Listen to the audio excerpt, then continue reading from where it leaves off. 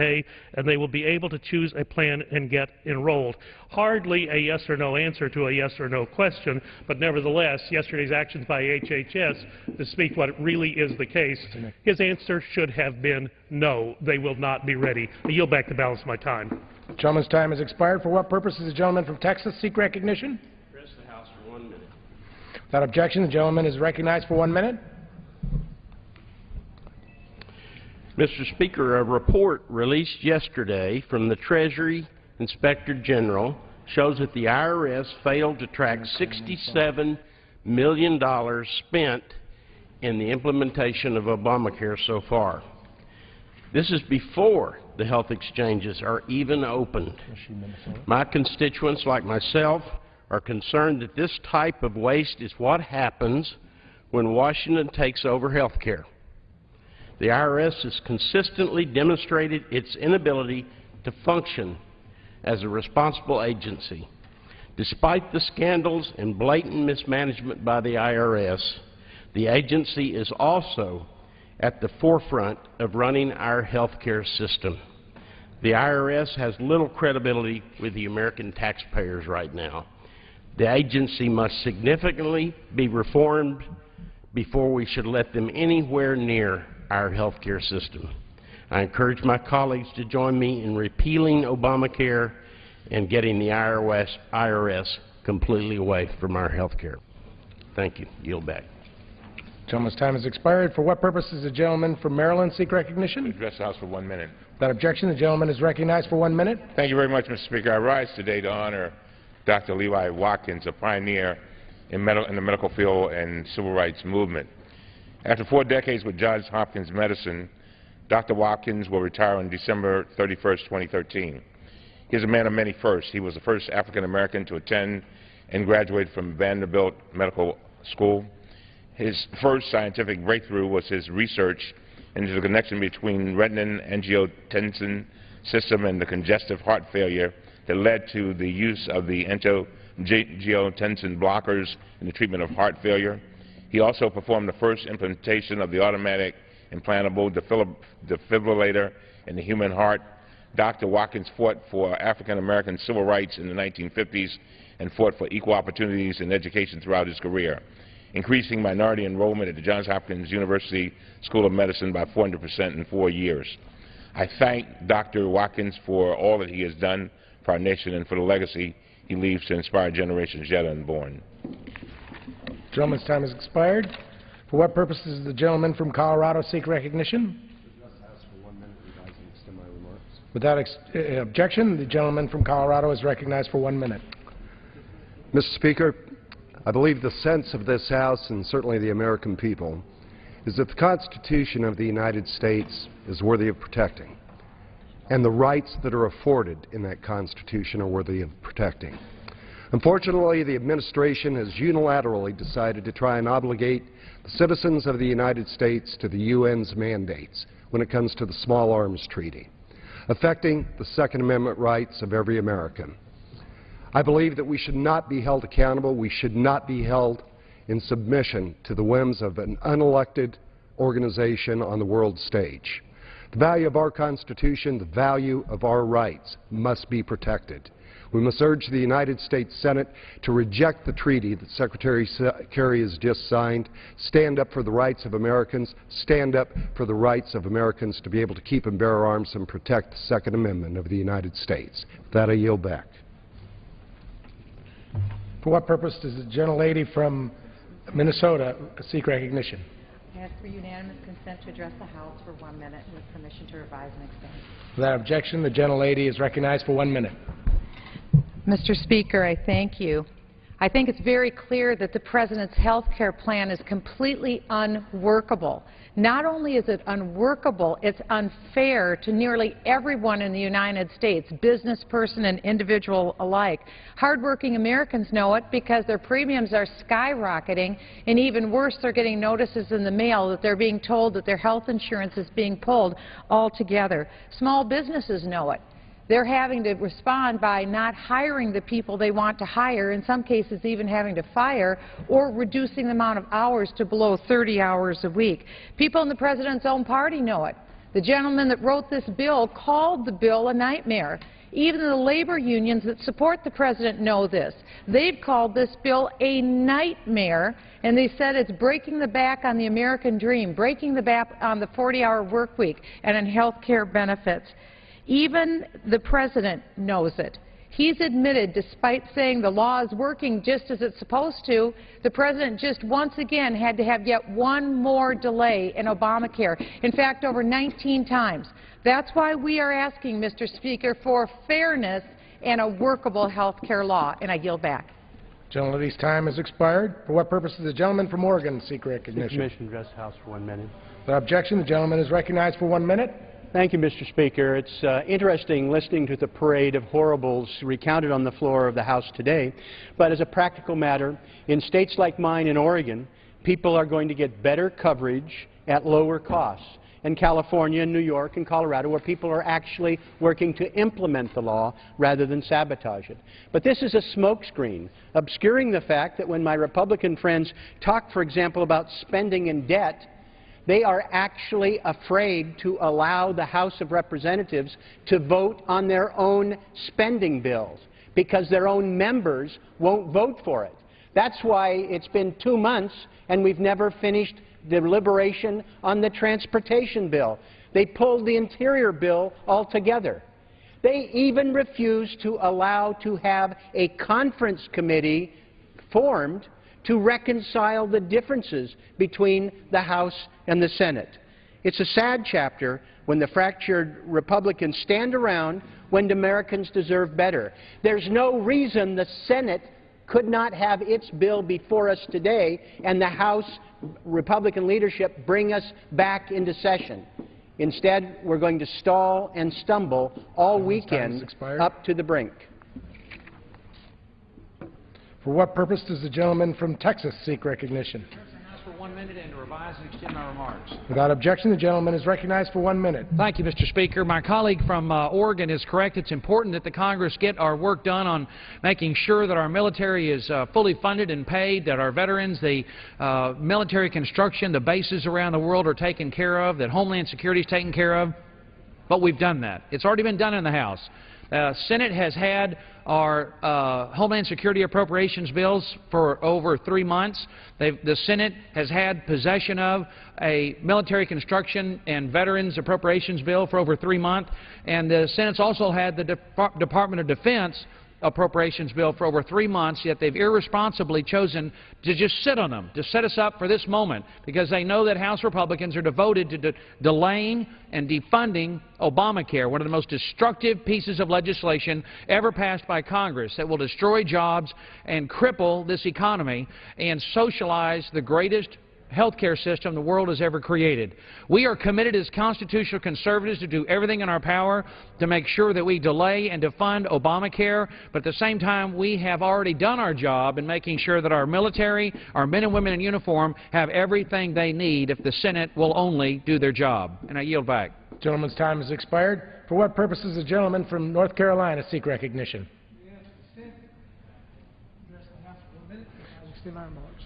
Without objection, the gentleman is recognized for 1 minute. Mr. Speaker, the false promises of Obamacare are now coming to light. The President promised $2,500 reduction in premiums. Well, the average now is $3,000. I get countless calls every day and emails from my constituents about the increase in their premiums. One emailed me today that his increase was 200%, $11,000 deductible, cost him $1,100 a month. That is intolerable. Mr. Speaker, we have to address this today. Another one called and said, Robert, it's going up 250% on my premiums. This is wrong. We were promised jobs. Speaker Pelosi said, well, we're going to have 4 million new jobs, 400,000 almost immediately. Well, what's happened? 71% of all the new businesses, they're not hiring today. They're certainly not hiring full-time people. We lost 250,000 full-time jobs just in the month of June. That's killing jobs in this country. It's a false promise on keeping your own health care plan. 7 million new people now cannot keep the health care plan that they were promised. Mr. Speaker, it's time that we address this today and relieve the American people from Obamacare. The gentleman's time has expired. For what purpose does the gentleman from Texas seek recognition? Asked to address the House for 1 minute. Without objection, the gentleman is recognized for 1 minute. Mr. Speaker, I was sitting back here when a Democratic leader came to that microphone and with indignation in his voice demanded that Republicans act responsibly. Mr. Speaker, I would ask you, was it responsible for the Democratic Party when they had Republicans willing to say, yeah, we'll agree to a bill that lets 26-year-olds be on their insurance with their parents. We'll agree to work something out so insurance companies can't abuse people with pre-existing conditions. They didn't want our help.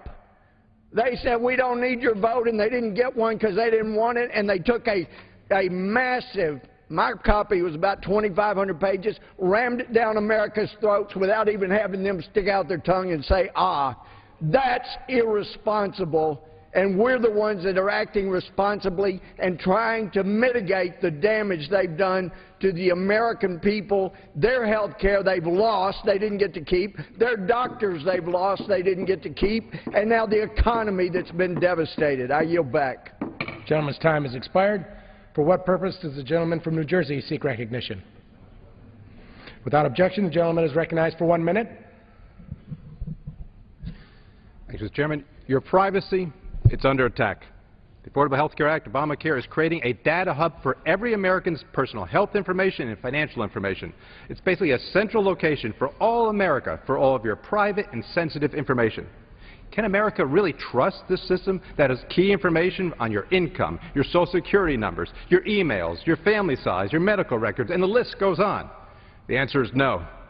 With the Obamacare Data Hub, American personal information will be shared from the Department of Justice, from the Social Security Administration, the Department of Homeland Security, the IRS will send information, the Treasury Department, Health and Human Services. Look, we have already witnessed many security breaches within numerous government agencies, and the potential for abuse here is staggering.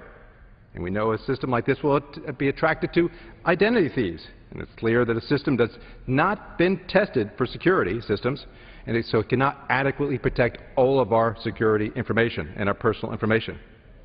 We have even witnessed privacy abuses by other government agencies, by the NSA, by the IRS. The Obama Data Hub will end privacy as we know it and will grant unprecedented power over citizens to the government. The gentleman's time has expired. For what purpose does the gentleman from Utah seek recognition? Without objection, the gentleman is recognized for 1 minute. Mr. Speaker, tomorrow is the 20th anniversary of National Public Land Day. Whoopee. I am also reading a book about the members of my church trying to live in post-World War II East Germany, where all building was restricted, and if they wished to have a house to which to worship, and it was on government land, the government always owned the building, could possess it at any time. If they actually wished to possess the building, they had to find private land to trade to the government, because the official policy of East Germany was no net loss of federal land. I mention that because Communist East Germany has the same policy standard as the Department of Interior and Forest Service has today. Mr. Speaker, either we are wrong or East Germany was right, and I sincerely doubt the latter is accurate. I yield back. Thank you. For what purpose does the gentleman from Georgia seek recognition? Without objection, the gentleman is recognized for 1 minute. Mr. Speaker, since Obamacare was first passed, we've known that it was caused premiums to rise and increase the cost of health insurance for millions of Americans. One issue that has not been talked about enough is the serious threat to the access of quality care for patients, especially in the rural parts of the country as I represent.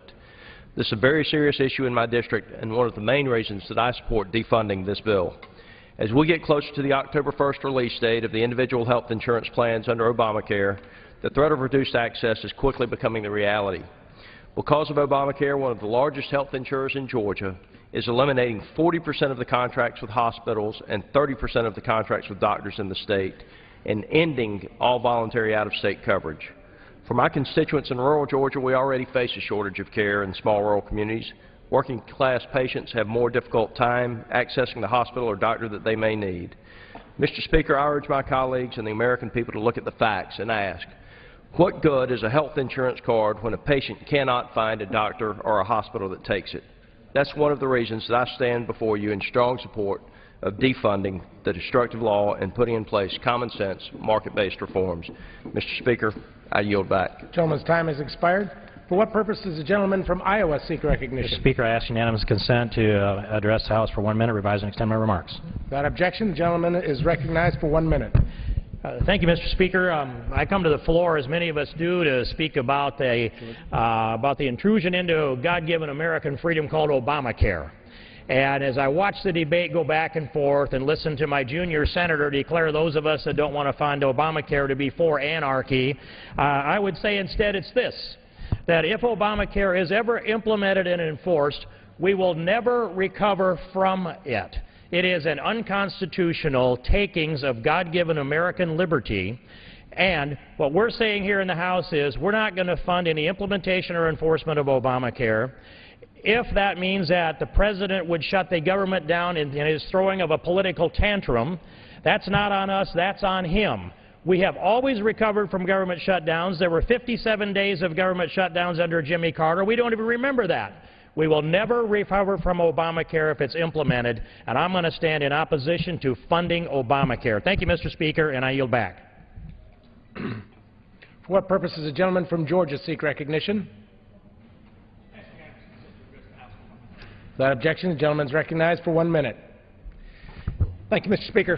Mr. Speaker, I serve on the Budget Committee, and yesterday we had a hearing with the director of the Congressional Budget Office. That's the nonpartisan group that does the scoring, that talks about what the impact of decisions we make here will have on America and on taxpayers, on future generations.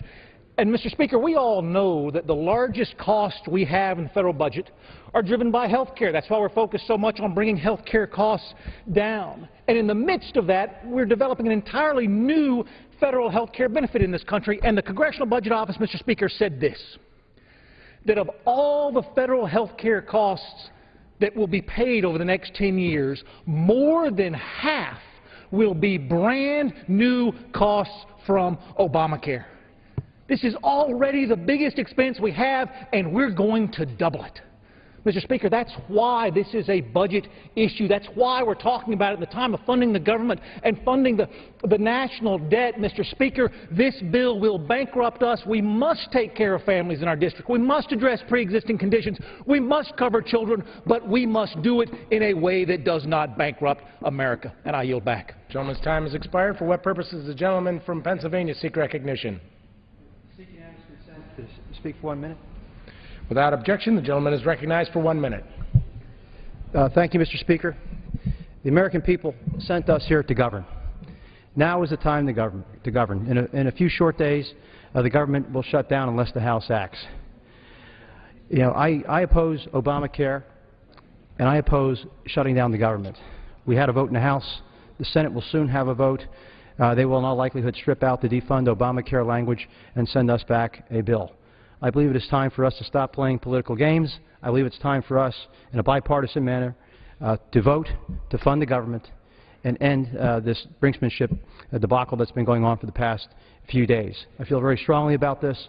Moreover, the American people expect us to make sure that services are provided. I want to make sure the troops are paid and that the people who are in need of services actually receive them. There will be more opportunities to debate these issues going forward, particularly as it relates to the debt ceiling. But for now, fund the government, do it in a bipartisan way, and as they say in Texas, get her done.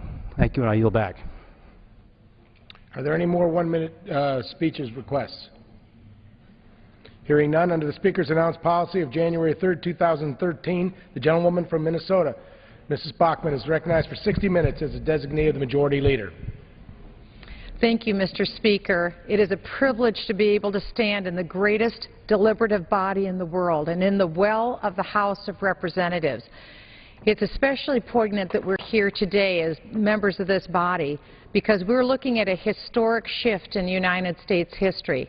Next week, Mr. Speaker, not one American will escape the new rules and regulatory burden of Obamacare. We're going to face something that's unprecedented in the history of the country. And we already know, Mr. Speaker, what some of those results will be. We have a law that's absolutely unaffordable. Our President told us that we had to hurry, hurry, hurry, not even take time to read the bill, because we were going to be saving $2,500 per American household if we passed this bill. Well, Mr. President, we're already told that the average increase is about $3,000 per household, well over a $5,000 difference from what you promised us. It's unaffordable, Mr. President.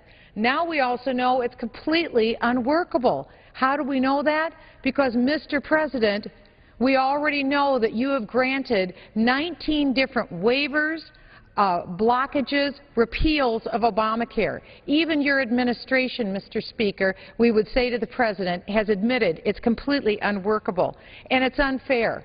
I think this is what galls the American people, Mr. Speaker, more than anything. How do we know it's unfair? Take a look at the leader of one of the largest unions in the United States, one of the advocates for the Unaffordable Care Act, as many have called it. James Hoffa, the head of the Teamsters Union, calls the Obamacare a nightmare. And he has begged and pleaded the President of the United States to back off of Obamacare because he said, in his words, it is taking away the American dream. What unions have worked for, to build up a 40-hour work week, we're now becoming part-time nation, so that employers today are looking for employees that will work no more than 29.5 hours a week. That's a 25% reduction in hours for the average American worker, let alone the multiple tens of thousands of employees that have already been thrown off of their health insurance. That's unfair. And finally, it's unpopular. Never has Obamacare enjoyed any popularity, and the President of the United States promised his side of the aisle, don't worry, just pass it. In other words, build it and they will come.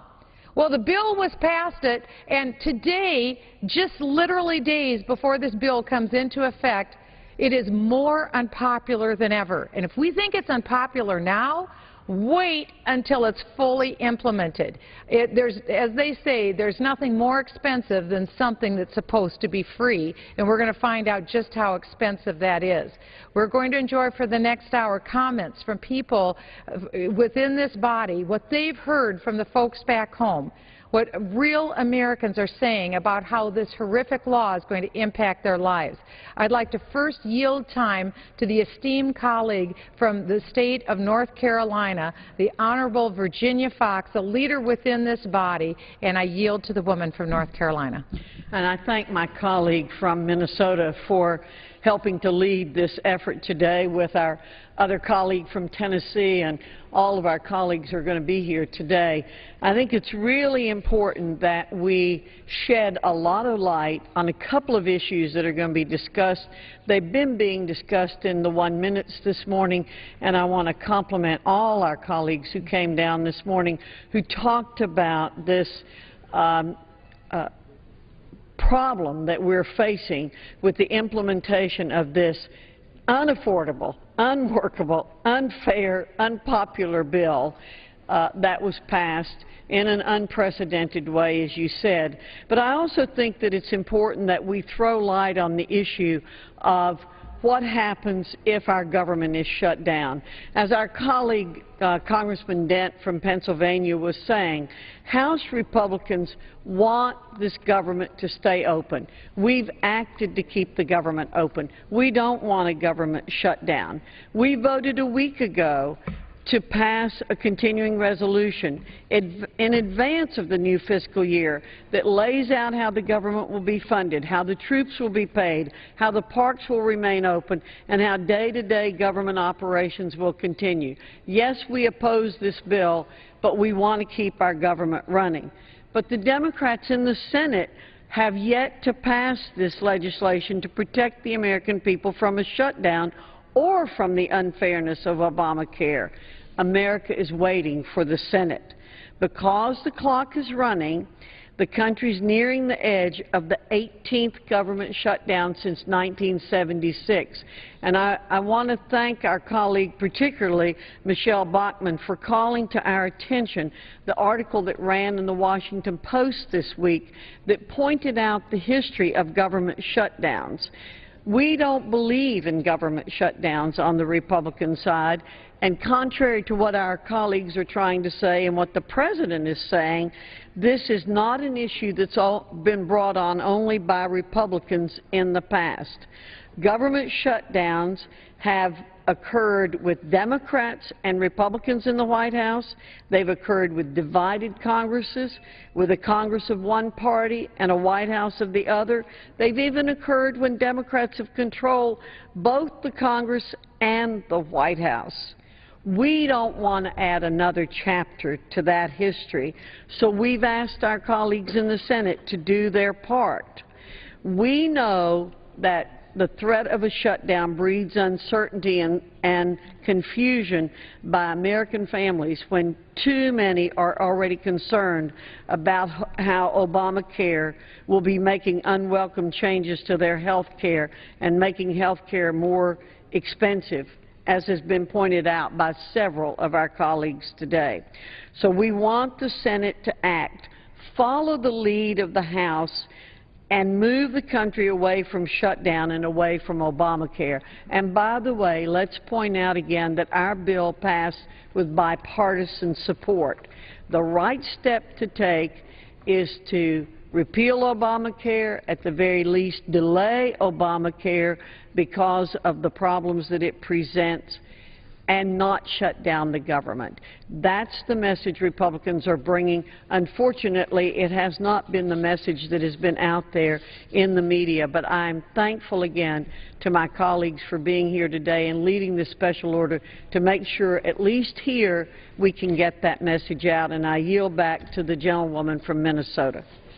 Thank you to Congresswoman Fox. Thank you for your leadership on this area. It's wonderful, I think, to hear from women, and one woman in particular is the gentlelady from Tennessee, Marsha Blackburn, who has let our conference know absolutely clearly that 80% of all health care decisions in this country are made by women.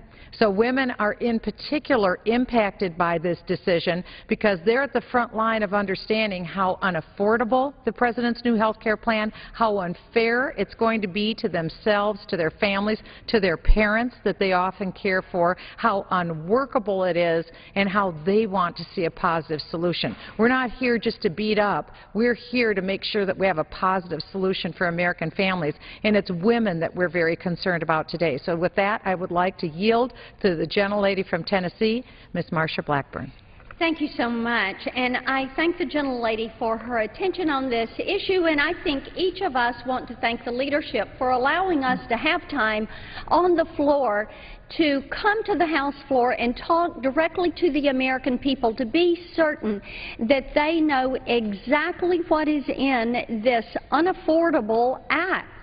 And we've talked a lot about why we want to delay it and defund it and repeal it and replace it and the importance of that. And as the gentlelady from Minnesota mentioned, one of the problems that we hear from women is, guess what, the cost of insurance is going up. The President had said it's going to save you $2,500, and we're hearing now that it is going to be going up over between $3,000 and $7,500 per family per year for the cost of insurance. When you look at the cost of these exchanges, they're not saving money, it's costing them more. We're hearing reports of how out-of-pocket expenses are expected to escalate. It may be $5,000 or $6,000 per family. The costs are escalating in what families are going to be using to pay for health care. And because of that, they're looking at us and saying, you have to get the costs down. The impact of Obamacare on jobs, the 40-hour work week, which has been such a cornerstone of the American dream, such a cornerstone for hardworking families to be able to support their family, to have their children dream big dreams, to educate those children, to send them forward in the world, to do their part in adding to the greatness of America. That is being attacked by this legislation. It is indeed a law that the American people do not want because they can't afford it. Go back and remember where we started with this. And I think that this is one thing I hear from women regularly. And I had a constituent ask me recently, and it reminded me. He said, what was the purpose of Obamacare? Well, supposedly, when all of this great debate started, it was to find a pathway for somewhere between 30 and 45 million Americans who did not have access to health insurance to have health insurance. What it has become is a federalizing and a nationalizing of 17% of the U.S. economy. It is turning health care on its head in order to pay for it. Mr. Woodall mentioned the hearing that we had in Budget Committee yesterday. They've taken money out of Medicare, money that our seniors have earned. They've earned that money. They have put it into the Medicare Trust Fund. Obamacare pulls it out and puts it over here in the Obamacare pot, $600 billion worth. That money was to be there for seniors, for hardworking taxpayers. This administration picks it up and they move it over. They're implementing 20 new taxes, insurance policies, home sales, equity, you name it, medical devices, all subject to a tax. Why? They've got to find a way to pay for this expensive program that no one can afford. And all the while, we continue to stay near 8% unemployment. 8% unemployment. We have millions of Americans, 23 million Americans, who are either un- or underemployed. And the federal government seeking to take more of their paycheck. This is one of the reasons that about 130 of our colleagues, including the gentlelady from Minnesota, have joined me on H.R. 2809, which is the legislation that is the one-year delay of all things Obamacare. All the taxes, the fees, the penalties, the Medicaid expansion that our states don't want, the exchanges that are not ready to open. Indeed, the Wall Street Journal today, front page, another article about another glitch in these exchanges is not ready for prime time. The smart thing to do is delay it so that we can defund it, repeal it, and replace it. And at our Republican Study Committee, we have introduced great replacement language, the American Health Care Reform Act. And I know that others who are waiting to speak are going to talk about this act and the ideas we have to give individuals and patients and moms and dads more control over their health care. That's what we want. Individuals able to make their own decisions, not a bunch of bureaucrats sitting in a building down on Independence Avenue in Washington, D.C. We do not trust those decisions to nameless, faceless, unknown, unaccountable bureaucrats. Those decisions should be made by patients and doctors. And that is what we are fighting for. We are fighting for the future of this nation. We are fighting to make certain that our children know the America that we have known, an America that is robust and accepting and is welcoming to those that want to dream big dreams, welcoming to our children's ideas and concepts to build companies, to innovate, to create jobs.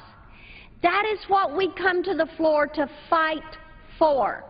We know an important component of that is to prevent the establishment of this program that is going to be difficult to get off the books. Ronald Reagan told us regularly, there is nothing so close to eternal life on earth as a federal government program. If we have to stand here day and night in order to stop this program, let's stop it. We continue to invite the President with open hands. We invite him to come and meet with us and work with us. We're willing to work with you. Let's delay this. Let's do things right. Let's not force among the American people, force on top of them a program they have repeatedly said, we do not want it, we do not like it, we want it repealed, we want it replaced. And I yield back to the gentlelady from Minnesota.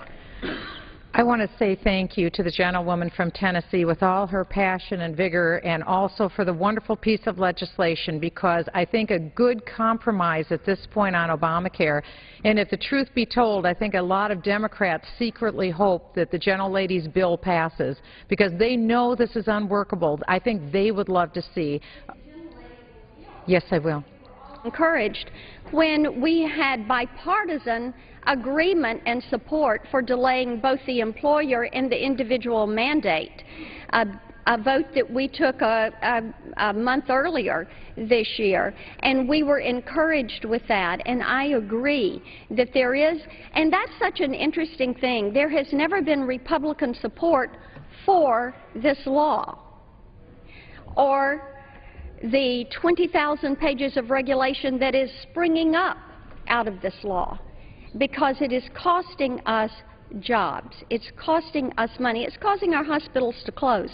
And we do have bipartisan agreement that the law is not ready for prime time, and I yield back. I thank the gentlelady. That's exactly right, and that's why I say that I think if the truth be told, a lot of Democrats are secretly hoping that we can get this one-year delay. That's a minimum compromise that we're looking at, defunding and delaying for at least 1 year. We want to save the American people from the economic misery that's just around the corner.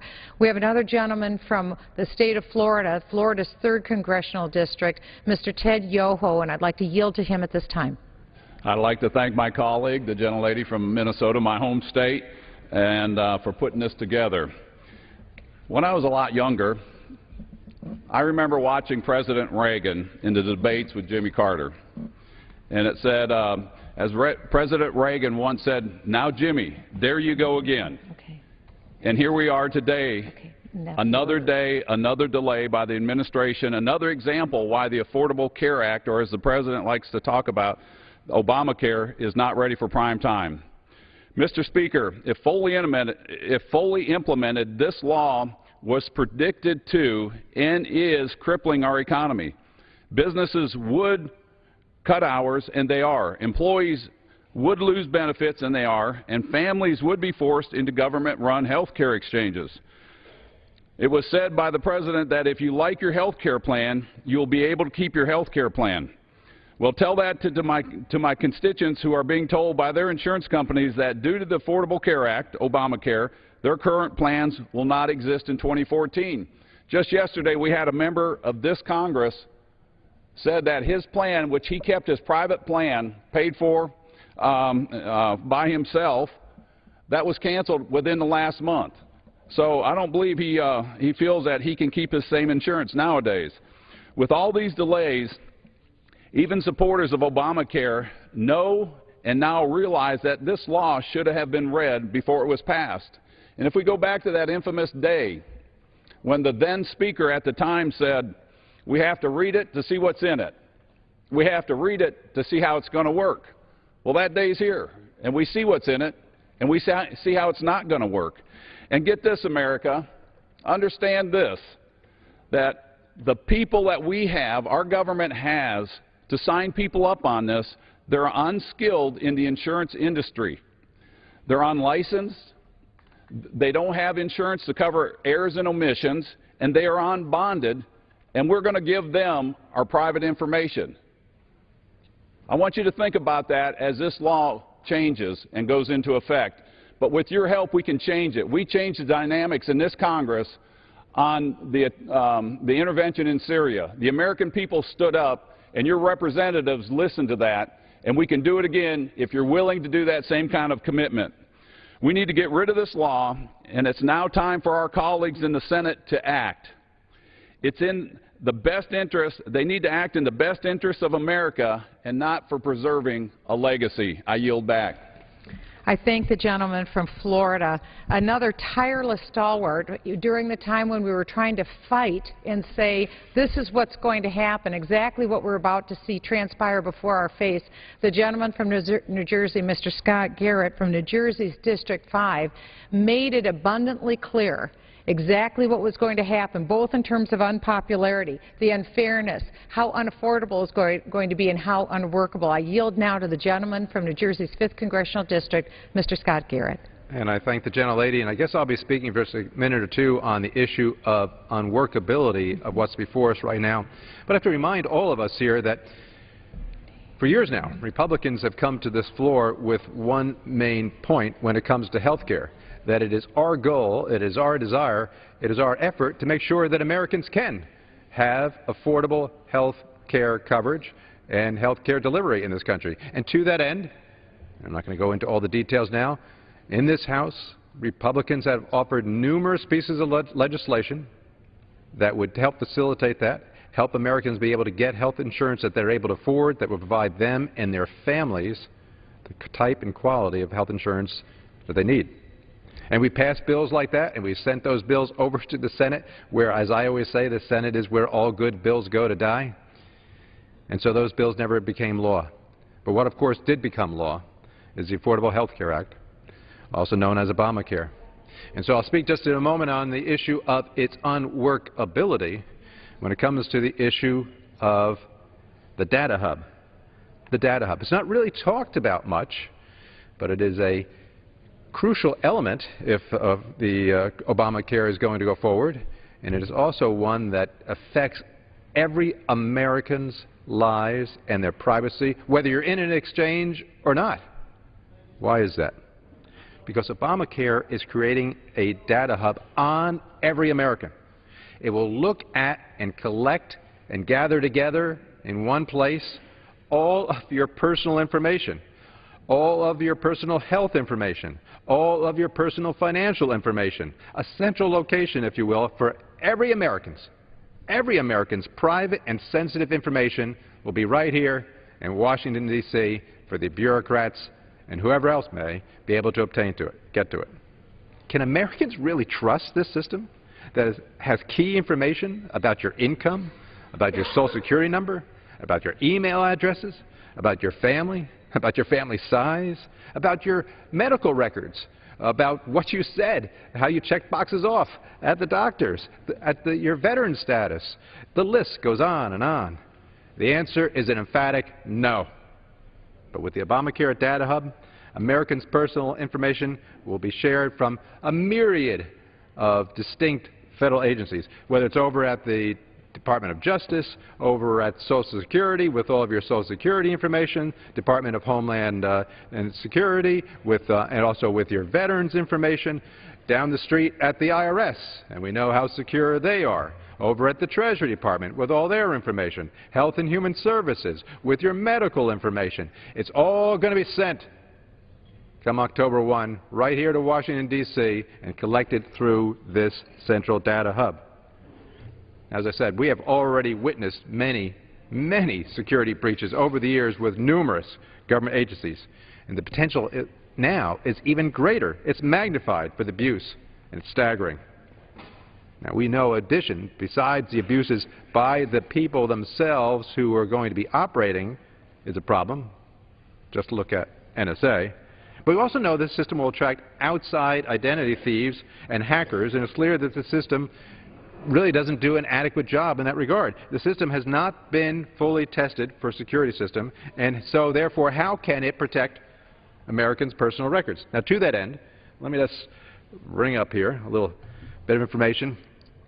A little bit ago, Kay Daly, she's with a Health and Human Services Department, an Assistant Inspector General, told lawmakers at a House hearing that the system security plan and risk assessment filed way back on July 16th was not made available to the Inspector General and to her office, which is, and for a system that's supposed to be opening up, well, in just a few days.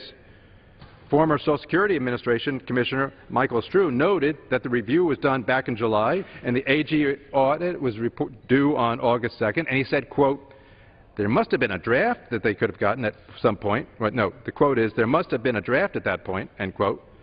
And he also observed that the hub's development until he had left office and testified during that same hearing, quote, I am just not used to the idea that an inspector general comes in and asks an agency for a thing and they're told no, end quote. Well, that is the situation here, and that is why many of us have real questions about the security and the testing of it. Look, we have witnessed privacy abuses by a myriad of government agencies, by the NSA, by the IRS, the list goes on. Now, that same agency that targeted various groups, conservative groups, Christian groups, pro-Israel groups, will now be the same ones greatly involved in administering this data hub. This Obamacare data hub will end privacy in this country as we know it, and will grant unprecedented power over all U.S. citizens by the government and bureaucrats right here in Washington. The Obama administration has said that they are delaying the employer's responsibility provisions of Obamacare. Was the right and responsible thing to do? They should delay every part of Obamacare, because it is abundantly clear that the responsible thing to do is to stop and delay Obamacare entirely and stop, most importantly, this unprecedented intrusion into every American's private life. I yield back to the gentlelady. I thank the gentleman from New Jersey, Mr. Scott Garrett. He has given a brilliant case on why Obamacare enjoys a 57% disapproval rate by the American people. The privacy security breach is one that I think we can't underscore enough. People have been very nervous about disclosures that have come out about our government. They're worried about surveillance. What we would say is, baby, you ain't seen nothing yet, because we are about to see the largest federal data hub get underway. Because what will this contain? Not only every single American's most sensitive private health information about whether or not you've gone to see a psychiatrist or a counselor or what's happened between you and your doctor. We don't know yet if even chart notes will be a part of this federal data hub that the doctor writes down about what you told them during the private doctor-patient visit.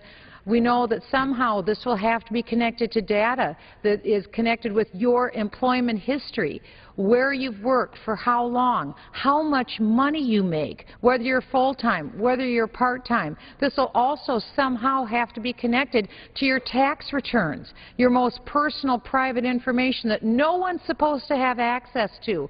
All of that will have to come together with your family relationships. If you're married, if you're not married, who it is that's considered a dependent. We have never before seen in the history of the United States a conflagration and a centralizing of all of this personal data in one hub. And how can we, the American people, have any level of assurance that this data will be secured? In my own home state of Minnesota, just in the last several weeks, we had a state federal employee working in the new Obamacare health care exchanges hit a button, and just like that, 1,600 Minnesotans' private information, including their Social Security numbers, was sent out in a terrible, flagrant security breach. Not only that, we found out that the information, when it was sent from the government health insurance site, wasn't even encrypted. It was unsecured. It was on an old-fashioned Excel spreadsheet. And in my home state of Minnesota, we were early on jumping on the bandwagon of supporting Obamacare. So my state has been fully on board, working to implement this as one of the earliest states. And this is the lack of security for privacy breaches that we see even in my home state. That's why we are pleading with the President of the United States. Have mercy. Have a feeling for people across America who don't want their security breached, because once it's done, it can't be undone. Once your Social Security number is out there, what do you do? Once people know what your income is, what some of your health problems have been, what some of your family members' health issues have been. How do you reel that back in? As they say in courtrooms, how do you unring a bell? That's all we are trying to say today, those of us that are on the floor, Republicans. Before it's too late, please look at these problems that have already happened, Mr. President. You say you won't negotiate with us? You'll negotiate with the president of Iran, who is flagrantly producing a nuclear bomb to use against our ally Israel and against us? You will negotiate with the former head of the KGB in the Soviet Union, with the Communist Party, Putin, and you won't negotiate with us? We're here. It's Friday. It ain't quitting time. We want to talk to you, Mr. President. We're here. And with that, I would yield to the gentleman from the great state of Montana, Steve Daines, who is a fabulous new member of Congress who's been working tirelessly on behalf of the citizens of Montana to render to them an affordable, popular, fair health insurance system. With that, I yield to the gentleman who is the at-large representative of Montana. I want to thank the gentlelady from Minnesota. In fact, my family roots in Montana began in Minnesota. My great-great-grandmother was in Minnesota. She came from Norway and then pushed westward. I think she heard the skiing was a little better out in Montana, and she continued westward and homesteaded out there as a widow with 7 children just north of Great Falls, Montana. Well, every day it seems we hear about yet another aspect of Obamacare that is getting delayed or exempted or ignored. 2 months ago, it was the employer mandate. A few weeks later, it was announced that the administration had delayed a significant consumer protection in the law that limits how much people may have to spend on their own health care. A Washington Post headline from Monday read this, and I quote, "1 week away, Obamacare's small business insurance exchanges are not all ready for launch." And a recent Politico story summarizes perfectly what a disaster Obamacare has become. And I quote, "The Obamacare that consumers will finally be able to sign up for next week is a long way from the health care plan President Barack Obama first pitched to the nation. Millions of low-income Americans won't receive coverage. Many workers at small businesses won't get a choice of insurance plans right away. Large employers won't need to provide insurance for another year. Far more states than expected won't run their own insurance marketplaces. And a growing number of workers won't get to keep their employer-provided coverage." End quote.